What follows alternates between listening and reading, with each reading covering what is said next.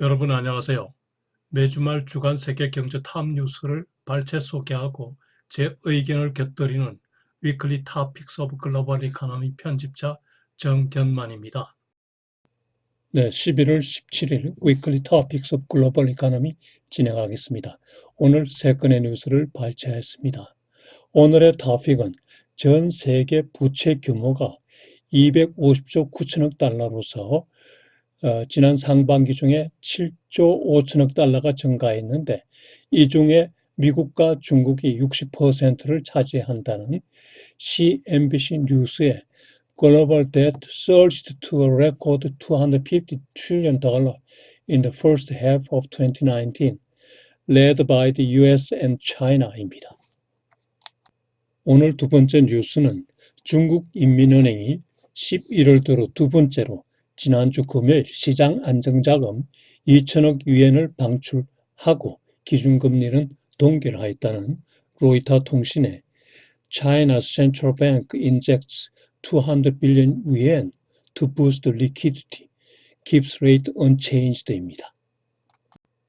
오늘 세 번째 뉴스는 중국이 인공지능 AI, 블록체인, 핀테크, 스마트폰 등 미래의 신기술 개발에 집중함으로써 세계 기술 리더를 지향한다는 CNBC 뉴스의 China throws its weight behind AI and blockchain as it aims to be the world's tech leader입니다. 네, 오늘의 토픽 Global debt surged to a record $250 trillion in the first half of 2019, led by the US and China. CNBC 뉴스를 보시죠. 전 세계 부채가 지난 6월 말 현재로 250조 9천억 달러의 신기록을 이루었는데 지난 상반기 중에 7조 5천억 달러의 부채 증가가 있었는데 이 중에 60%가 미국과 중국의 부채 증가분이었다고 하는군요. 그리고 부채를 정부 부문 부채, 민간 부문 부채, 금융 부문 부채로 나누었을 때 정부 부문 부채 증가가 최근 10년 이내 현저해졌군요. 정부 부문 부채는 올해 4조 3천억 달러가 증가하여 총 70조 달러에 이를 것으로 예측되는군요. 특히 미국의 정부 부채 증가가 이를 주도하고 있군요. 신흥국 부채도 빠르게 증가하고 있는데 현재 72조 4천억 달러에 달하고 이는 신흥국 GDP의 2.2배 수준이군요. 상당히 높은 수준입니다. 올 연말 전 세계 부채는 255조 달러를 기록할 것으로 보이는데 이러한 부채 규모는 거의 한계점, 브레이킹 포인트에 달한 것으로 분석가들은 경고하는군요. 부채 증가의 주요 요인은 첫째, 완화적인 통화정책, 그리고 이로 인한 저금리입니다. 조달 코스트가 낮으니까 부채를 많이 쓰게 되겠죠. 민간 부문 부채 증가의 주요 요인이라고 하겠죠. 두 번째는 정부의 경기 부양책인데 경기 부양을 해야 정부가 확장적 재정 정책을 섬에 따라서 정부 부채가 증가하게 되겠죠. IMF는 지난 10월 채무 불이행 위협에 놓인 주요국 기업 부채가 19조 달러, 총 부채의 약 40%에 달함으로써 세계 경제 침체 시 금융위기 가능성이 높다. 따라서 기업 부채가 너무 과다하다고 경고하였죠. 한편 세계 정부의 부채는 올해 말 약 70조 달러로 증가할 전망인데 이를 보면은 지난 10년간 정부 부채는 4배나 증가했다고 하네요. 그리고 개도국의 예채도 크게 증가했는데 개도국의 경우 기업 부문 부채 증가가 주도했다고 합니다. 한편 세계 채권 시장의 발전도 정부 부채 증가에 기여하였다고 하는데 채권 시장 규모가 커짐에 따라 정부채 시장이 확대되고 특히 신흥국 정부채 시장이 급팽창하였습니다.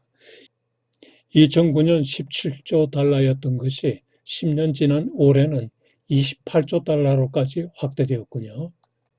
세계 채권 시장에서 미국 정부채 트레저리가 인기 있는 것은 안전 자산일 뿐만 아니라 금리도 수익률도 상당히 높은 편에 속하기 때문입니다. 전 세계 부채 급증과 관련해서 제 생각을 말씀드려 보겠습니다. 전 세계 부채 250조 9천억 달러에는 작년도 전 세계 GDP 84조 9,300억 달러에 300%에 달하는 대단한 규모입니다. 부채 증가의 주범은 정부인데 지난 10년간 정부 부채가 3.5배나 증가했습니다. 정부 부채 증가의 주요 요인은 크게 두 가지. 하나는 포주기 정권의 파퓰리즘, 다른 하나는 경기 부양을 위한 확장적 재정 정책입니다. 부채가 증가하게 되면 기업 자금 조달 코스트가 올라가고 또 채무 불이행 위험이 확대되고 그리고 정부 입장에서는 경기 부양 정책을 채택하기가 곤란해지는 거죠. 이로 인해 세계 경제 성장이 둔화되고 그리고 금융위기에 노출되는 그야말로 데드밤을 짊어지게 되는 꼴이죠. 그리고 부채의 증가는 내일의 소비를 오늘 미리 소비하는 것으로 그야말로 후손들에게 빚을 상속하는 꼴이 되는 거죠. 퍼주기식의 파퓰리즘 정책을 써서 정권 탈취를 하는 몰입의 정치꾼은 그야말로 역사적 역적이라고 생각합니다. 네, 오늘 두 번째 뉴스. China's central bank injects 200 billion yuan to boost liquidity, keeps rate unchanged. 로이터 통신 보도 보시죠. 중국 인민은행이 지난 주말 2천억 위엔의 중기자금 대출을 실행하였습니다. 11월 들어 두 번째인데 은행 간 단기자금 시장에서의 유동성 부족에 대응하는 조치가 되겠죠. 그리고 중국 인민은행은 금리는 동결하였군요. 중국 인민은행은 올해 들어서 금리 인하는 하지 않고 지급 준비율만 수차례 인하하였습니다. 소비자 물가가 많이 올랐기 때문에 기준금리 인하가 어려운 상황이죠. 생산자 물가가 여전히 마이너스인 것을 봐서는 소비자 물가도 곧 안정될 수 있지 않을까 이런 생각이 드네요. 한편 올해 연초에 내몽고 은행 등 소규모 은행들의 유동성 부족으로 인해서 건전성 문제가 야기되었는데 정부가 해당 은행을 인수한 후에 대부분 문제가 해소되었다고 하네요. 경제 성장률이 둔화됨에 따라서 이러한 소규모 은행들의 유동성 부족 문제는 계속 발생할 소지가 있다고 봐야죠. 중국 인민은행의 기준금리 동향을 보면은 주된 금리인 1년 만기 대출 금리가 3.25%로 전개가 같고 시중은행에 대한 주대출 금리는 다음 주에 5bp 정도 인하할 전망이라고 하는군요. 이러한 금리 인하는 2016년 2월 이래 처음이라고 하네요. 한편 시중은행 간의 7일물 환매채 시장금리를 보면은 지난 수요일 법인세 납부 등에 기인해서 3.4%까지 속등했다가 지난주 인민은행 현금 투입 후에 금리가 안정화되었다고 하네요. 중국 인민은행이 시장 상황에 잘 대응한다는 느낌을 자주 받게 됩니다. 네, 오늘 세 번째 뉴스. China throws its weight behind AI and blockchain as it aims to be the world's tech leader. CNBC 뉴스 보시죠. 중국이 세계 최고의 기술 리더를 지향하기 위해서 East Tech West 우수 기술 대회를 CNBC 방송 주관 후아웨이 후원으로 광저우시에서 개최하고 있는데 동 컨퍼런스 토픽의 내용을 보면은 The Future of AI, Blockchain, Fintech, 스마트폰, 등입니다. 그야말로 핵심 첨단 산업 분야를 포괄하고 있네요. 지난달에 세계 최대 차세대 5G 이동통신망을 개통함으로써 기술력을 과시한 데 이어서 세계 기술 리더를 지향하는 기술 개발 의지를 천명하였다고 할 수 있겠네요. 네, 중국의 AI 분야, 인공지능 분야 기술 개발 진척 상황을 보면은 중국 정부는 2030년까지 전 세계 AI 리더가 될 계획을 발표하였습니다. 현재 AI가 적용된 산업을 보면은 얼굴 인식 분야인데 지금 중국에서 대규모로 시행되고 있고 수출도 하고 있죠. 그 외에 속도 인식, 자율주행 차량, 스마트 시티 사업, 그리고 의료 진단 사업 등에 적용하고 있다고 하네요. 전문가 평가에 따르면 미국이 AI 분야 연구 개발에서는 중국에 앞서나 실용화 단계에서는 중국이 선도한다고 얘기하는군요. 미중 간 기술 격차가 거의 좁혀지고 일부 분야에서는 중국이 선도한다고 얘기하는군요. 네, 다음 중국의 핀테크 산업 분야를 보면은 중국의 현재 핀테크 산업은 호황 중이라고 하네요. 지난해 중국 내 핀테크 산업에 대한 벤처 투자가 55.8 빌리언 달러, 우리 돈으로 한 62조 원이 되겠군요. 이는 전년 대비 2배 이상 증가한 것이고 전 세계 핀테크 투자의 거의 반이군요. 현재 중국은 세계 최대 핀테크 회사 둘을 가지고 있죠.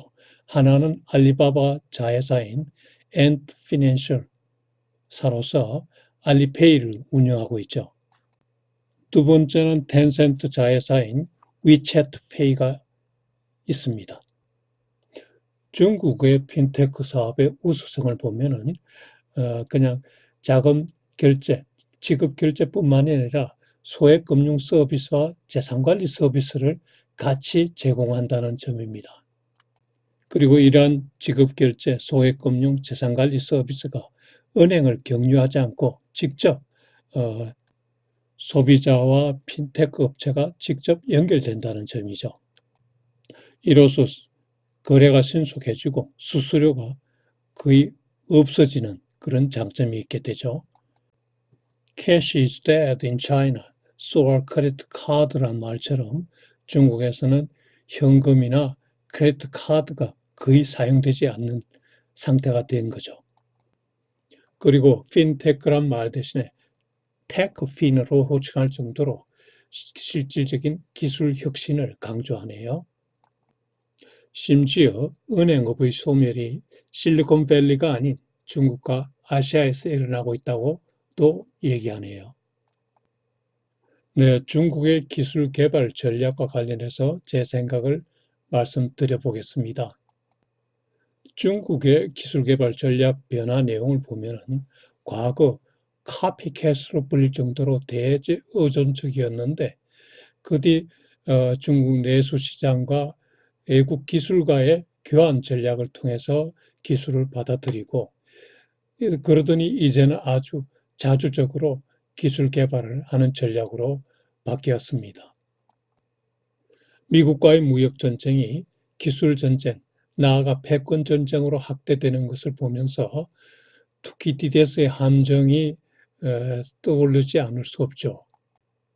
미국 입장에서는 현상 유지는 결국 패권 상실로 직결되기 때문에 어떠한 형태로든 구실을 삼아서 도발을 계속할 것이고 중국 입장에서는 미국의 도발을 회피하면서 방위력 향상을 위한 통신 등 핵심 기술 개발을 자체적으로 진행할 수밖에 없겠죠. 그런데 과연 중국이 세계 기술 리더가 될 수 있을까요? 저는 분야별로 가능하다고 생각합니다. 특히 R&D보다 실용, 산업 분야의 기술은 유리한 점이 있다고 생각됩니다. 대규모 내수 시장이 실용 산업 분야를 뒷받침할 뿐만 아니라 연결과 융합을 특성으로 하는 4차 산업의 성격상 중국이 유리하다는 생각이 드는군요. 자, 그럼 이런 미국과 중국 간의 무역전쟁, 기술전쟁, 나아가 패권전쟁 이런 상황에서 한국의 선택은 어떻게 해야 될까요? 저는 역사에서 배우는 원칙을 준수해야 한다고 생각합니다. 즉, 투키디데스의 함정 이론에 따르면은 기존 패권국이 신흥국보다 역사적으로 7대3으로 유리했다고 하는군요. 두 번째로 주변에 강대국이 많은 국가의 경우 원친 근교 외교 원칙이 합리적이죠. 즉, 먼 미국과는 친하고 가까운 중국과 일본과는 교제를 잘 하자는 거죠. 네, 오늘 또 제 위클리 토픽스 오브 글로벌 이코노미를 예청해 주셔서 대단히 감사합니다. 다음 주 한 주도 즐겁고 보람찬 날들 계속되기를 기원합니다. 안녕히 계십시오.